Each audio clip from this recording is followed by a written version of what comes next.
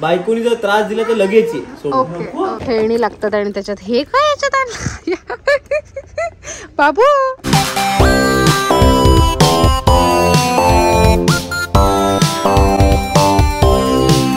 How was your journey? Little जॉयचे काही product millet pancake mix multi millet pasta gluten free pasta no maida multi millet made with jaggery 0 refined sugar.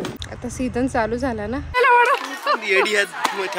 अरे मग तिथे कुठे फेकू मंडपात? सकाळपासून तिसऱ्यांदा आहे हे बघ. खूप मस्त वास आहे त्याला. ही डिशू मग आमची तुटले फुटलेली डिशू. शेरू मस्त काय आखाड्यात जागा शोधलीस?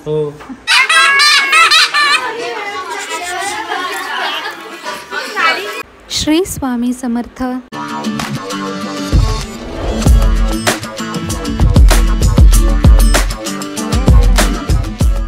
कागडा फुललाय. आता सीझन चालू झाला ना काकड्याचा. आता काकड्याचे गजरे येतील. आता लग्न सराई पण सुरूच झाली ऑलरेडी. त्याच्यामुळे सगळीकडे मोगऱ्याचे गजरे अबोलीचे गजरे घमघमाट. अबोलीचे गजरे तर पहिले तर जागोजागी अबोली दिसायची. प्रत्येक अंगणाच्या कुंपणात अबोलीचं झाड असायचं. आता नाही तेवढं दिसत. सगळ्यांनी छाटून अबोली म्हणजे अगदी दुर्लभ जात केली आहे असं झालं आहे. म्हणजे आमच्या भागात तरी सर्रास दिसायचे. आता तेवढा दिसत नाही जेवढे लहानपणी दिसायचे अबोली. इथे पण आपल्या इथे पण अबोलीचं झाड नाही आहे. लावायला पाहिजे. सुंदर दिसतो ना तो पण कलर. दिवस सुरू झालेला आहे. शेरू मस्त उन्हात स्नान करतीये. अरू उठलाय. आज कुमार कुशलदादा आणि राकेश दादा येतील तीर्थयात्रेवरून. ते गेले होते कुंभ मेळ्याला. तेवढं काय त्यांना तिथे बघायला भेटलं नाही कारण सगळे आखाडे वगैरे उठले होते. ते फक्त तिथे जाऊन त्या घाटावर जाऊन आले आणि पाण्यात उतरले होते वगैरे. आणि त्याच्यानंतर त्यांनी प्रयत्न केला अयोध्येला वगैरे जायचा पण त्यांना रस्ते बंद सापडले. त्यांनी तरी पण 100-125 मीटर अजून इकडून तिकडून जाण्याचा प्रयत्न केला पण काय सक्सेस झाले नाही ते. त्याच्यानंतर आज ते आता शिर्डीमध्ये आहेत. शिर्डीला दर्शन घेऊन रात्रीपर्यंत परत येतील. चला आपण आपला दिवस सुरू करूया. हे मी अरूसाठी लिटिल जॉयचे काही प्रॉडक्ट्स मागवले. त्यातला हा मिलेट चोको क्रंच आहे. No maida multi millet made with jaggery 0 refined sugar. These are the specialities. अजून पण काही गोष्टी मागवल्यात. त्यातले 1-2 पॅकेट संपले. हा आहे multi millet pasta fibre rich multi millet source of protein 0 preservatives. तर ह्यातला पास्ता मी त्याला आता बनवलाय. प्लस हे आहे पॅनकेकचं millet pancake no maida protein no preservative 0 refined sugar. आणि हे काय आहे ग्लुटेन फ्री पास्ता. हे अजून पॅकेट फोडलं नाही म्हणा पण चांगले आहेत प्रॉडक्ट्स. ॲटलिस्ट शुगर बिगर तरी रिफाइंड शुगर जात नाही पोटात. जॅगरी ओके आणि मिलेट पास्ता आहे त्याच्यामुळे मैदा पण नाही. अरूला टब दिलेला खेळायला पाणी भरून. खेळणी लागतात आणि त्याच्यात हे काय याच्यात बाबू हे कोणी आणलं याच्यात? डोळा चुकवून आणलं पोरांनी. आया आया देवा. अरे येड्या ते खायची गोष्ट आहे सोन्या. ती खराब होणार अशी पाणी गेलं त्याच्यात तर. चल ही खेळणी ह्याच्यात टाक टाक एक उचल. वा रे इकडे ये पहिला. उद्या भरून नाही देणार तुला. बघ कसा तो मगासपासून एवढा वेळ तो टप तिथं आहे तेव्हा तुला सुचलं नाही खेळायचं आणि आता मी भरायला आले तेव्हा आला तो मध्ये मध्ये करायला. मगाशी एवढं दिलं त्याला तुझा टाइमपास व्हावा म्हणून तर ते नको झालं त्याला. खेळायला नाही तो. वा कपडे वाळत लावायला वरती आले. या पोरगा माझ्या पाठी आला. आता त्यांनी ते उघडलंय त्याच्याशी खेळतोय. हे तर आहेच. हे सकाळपासून तिसऱ्यांदा आहे हे बघ. 2 वेळा सकाळी मी ऑलरेडी तो पाऊच भरून ठेवलेला आहे. क्या ही बोले ओ टॉडलर भैया. अशा मेश लॉन्ड्री बॅग्स मागवल्या आहेत. या 3 साइजेसमध्ये 3 बॅग आहेत. ही सगळ्यात छोटी एक मीडियम एक लार्ज अशी आहे. कशासाठी? कधी कधी एखादा असा क्लोदिंग आयटम असतो जो मशीनमध्ये वॉश करायला टाकल्यामुळे खराब होईल असं आपल्याला वाटतं. जसं की ही पर्स आहे तर ह्याला चैनी आहेत. चैनीमध्ये दुसऱ्या कपड्यांचे धागे अडकू शकतात किंवा या चैनीत तुटू शकतात जेव्हा फास्ट स्पिन होतं तेव्हा गोल गोल गोल गोल फिरतं मशीनमध्ये कपडा त्यावेळेला. सो म्हणून मी ही ह्या बॅगमध्ये टाकली, मेश बॅगमध्ये. मग ती स्वच्छ पण झाली आणि तिला काही नुकसान पण नाही झालं. तर आपले काही असे कपडे असतात की जे स्पिन होताना, आता साडी किंवा लांब लचक अशा ओढण्या वगैरे असतात त्या दुसऱ्या कपड्यांमध्ये अडकतात गोल गोल गोल गोल, मग ते सोडवत बसायला लागतं. किंवा मग एखादा आपला वर्कवाला कुर्ता साडी किंवा असं काहीतरी असतं ज्याचं ते वर्क खराब होईल असं आपल्याला वाटतं, खडे निघून येतील, एम्ब्रॉयडरी खराब होईल, प्रत्येकच वेळेला आपण ड्राय क्लिनिंगला देऊ शकत नाही. अशा वेळेला अशा मेश बॅगमध्ये जर आपण ते कपडे टाकले आणि मग वॉशिंग मशीनमध्ये आपण वॉश करायला टाकलं त्याचं नुकसान कमी होतं. तो कपडा किंवा तो क्लोदिंग आयटम जो काही आहे तो तेवढा डॅमेज होत नाही. ऑनलाईन मागवलं. ही कॅन्डल कार्मेसीकडून भेट आली होती. खूप मस्त वास आहे त्याला. जे मला रिसीव्ह होऊन 1-1.5 वर्ष झालं असेल. हा टेबल मी साफ केला ना, हा खण, तेव्हा मला ती सापडली. ते अशीच ठेवली तर अजून 4 वर्ष ती तशीच राहील, तिला काहीच होणार नाही. पण म्हटलं ठेवून पण काय त्याला, म्हणून बाहेर काढली. कधी असा मूड असेल, असं कधी वेळ असेल तर ती पेटवता तरी येईल, ती संपून जाईल. कपड्यांच्या घड्या करून घेते आरूसाठी. आंघोळीला पाणी तापवलंय. बाबू पेन नाही रुकवायचा. आमची आंघोळ झाली, झोप झाली. आता परत आम्हाला पाण्यात खेळायचं आहे आणि ढिशूम पण हवी आहे. ही ढिशूम हो आमची, तुटले फुटलेली ढिशूम. कोण आला आरू? आया आया आया आया.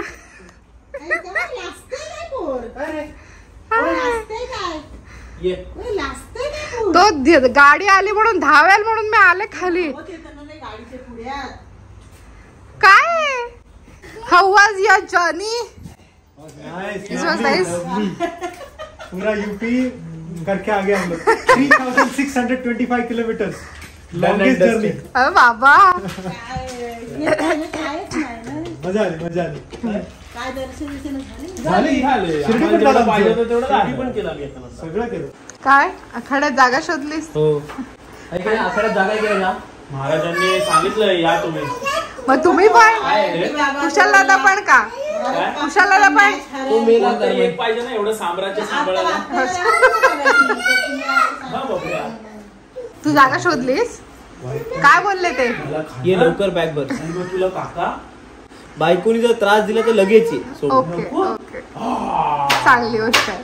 कसा होता एक्सपिरियन्स तुमचा? सुंदर. आम्हाला कुठल्याही प्रकारचा त्रास भेटला नाही, कुठेही गर्दी सापडली नाही. एवढ्या पूर्ण प्रवासामध्ये आमची गाडी डायरेक्ट अरेल घाटावर गेली. डायरेक्ट पोहोचलो आम्ही घाटावरून आम्ही बाईक करून पलीकडे गेलो. झुशीच्या इथून गेलो, परत संगम बघितलं, सगळं काय काय बघून आलो. पूर्ण प्रवास रात्रीमध्ये सगळं घाट फिरून झाले आमचे, सगळं करून झालं. आम्ही 3:30-4ला घाट सोडला ना, 4 वाजता वगैरे घाट सोडला आम्ही पहाटे रिटर्न. तो लोंढाच्या लोंढा लोकांचा येत होता, लोंढा येत होता. कुठून येत होती पब्लिक, येड्यासारखी होती. गाड्या म्हणजे अजूनही जात आहे पब्लिक. आता रस्ते बंद केले ना, आम्ही बाहेर पडलो. आम्ही ज्या पॅक झालो, आम्ही ज्या दिवशी निघालो त्या दिवशी रस्ता पूर्ण बंद केल्याची. फक्त आम्हाला पलीकडे जायचं होतं, बनारसकडे म्हणजे काशीकडे जायचं होतं. पण आम्हाला इथून क्रॉस करून नाही जायला भेटलं, प्रयाग मधून नाही जायला भेटलं. अयोध्येला जायचं होतं ते जाता नाही, तो नंतरचा विषय. मध्ये हे लागलं प्रयागराजवरून काशीला जायचं होतं. पण काशीला जायला प्रयागराजवरूनच रस्ता पुढे जातो. तो रस्ता बंद असल्याकडे आम्हाला रिटर्न जाऊन मिर्झापूरवर जाऊन नदी क्रॉस करून मग मिर्झापूर, मग पलीकडे असं क्रॉस करत बनारस. त्यानंतर आम्ही गेलो आमच्या बबडीच्या बर्थडेला, आमच्या जिजाच्या. ए बबलू, ही आमची बर्थडे गर्ल आहे. ए पुबडू, जिजा हिचं नाव जिजा. अय नको.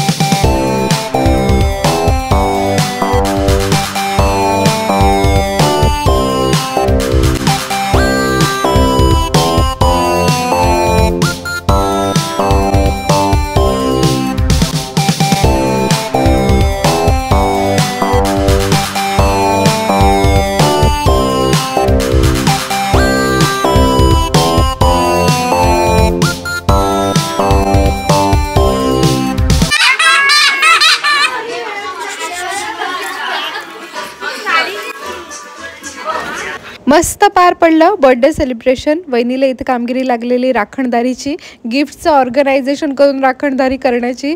अरूला काहीतरी खायला दिलेलं मी घरून आणलेलं ते थोडंसं टाइमपासला. पप्पा मामा आजोबा लागतात जिजाचे. खाली पडलेलं अरे मग तिथं कुठे फेकू मंडपात, मग ते भरलं आपल्या घरी गेल्यावर फेकू. याच्या हातून पडलं ते. बोला ना. एखाद्या कार्यक्रमाला गेल्यावर ध्यानी बनी नसताना तुमच्यासारखी गोड माणसं जवळ येतात, भेटतात, बोलतात, छान वाटतं. येत जा, मला आवाज द्या. मी तुम्हाला ओळखत नाही पण तुम्ही मला ओळखता, त्यामुळे आवाज नक्की द्या. जेवणाचा कार्यक्रम पण एक नंबर पार पडला, मस्त जेवण होतं. तशूला बघितलं काय? अरू तशूला शोध. तशू दादा कुठे गेला? शोध. तो पण अलिबागला गेला असं वाटतंय.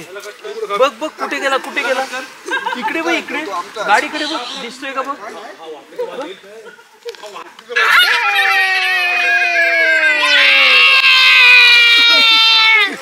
भेटला प्रसाद भेटला. तशूला बोलून हवा.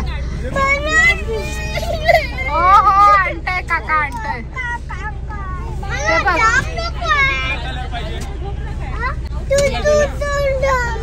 दोन चला घ्या. दोन बाय करा बेटा. नंतर घरी गेला. चला बाय.